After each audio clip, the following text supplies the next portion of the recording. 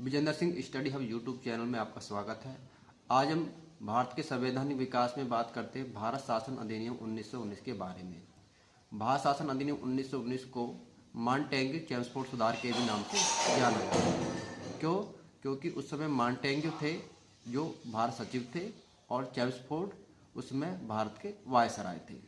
तो इस अधिनियम की क्या प्रमुख विशेषताएं, आइए हम उन बिंदुओं पर थोड़ा सा प्रकाश डालते हैं।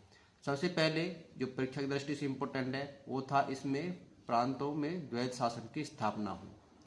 प्रांतों के जो विषय थे उनको दो भागों में बांट दिया गया।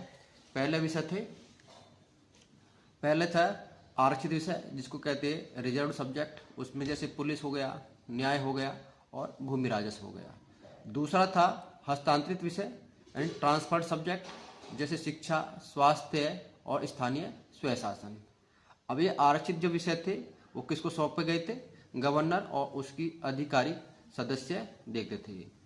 और जो हस्तांतरित विषय थे वो क्या थे? भारतीय मंत्रियों को सौंपे गए थे। तो इसका मतलब ये है कि जो आरक्षित विषय है वो ज़्यादा महत्वपूर्ण थे और जो हस्तांतरित विषय थे वो आरक्षित विषय से कम महत्वपूर्ण थे। दूसरा, केंद्रीय स्तर पर क्या शासन में इसमें हुआ?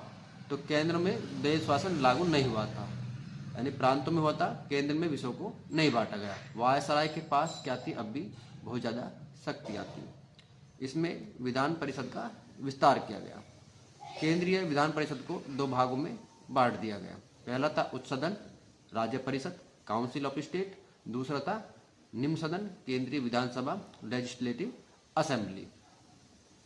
तो इसमें जैसे हमारे यहाँ अपर हाउस होता है और राज्यसभा होती है, उस तरह लोकसभा होती है हमारे यहाँ। तीसरा इसमें क्या हुआ था?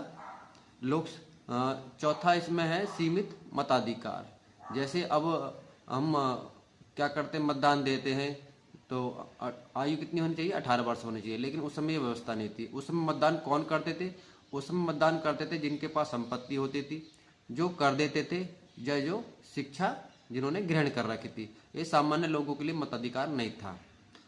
और इसमें सांप्रदायिक जो प्रतिनिधित्व है उसको भी बढ़ा दिया गया। पहले क्या था? 1909 का अधिनियम है उसमें पढ़ा है, उसमें हमने देखा है कि मुसलमानों को मुसलमानों द्वारा चुना जाएगा, उनके अलग पृथक निर्वाचन था। तो इसमें बढ़ा के अब इसमें सिखों को और ईसाइयों को, यूरोपियन और एंग्लो इंडियन को भी अलग से निर्वाचन क्षेत्र बना दिए गए। इसमें जो आप देखते लोक सेवा आयोग जो भर्ती करते हैं, तो लोक सेवा आयोग के स्थापना का प्रावधान इसी अधिनियम के द्वारा किया गया था। बजट पर चर्चा की बात करें तो केंद्रीय और बजट पर चर्चा की अनुमति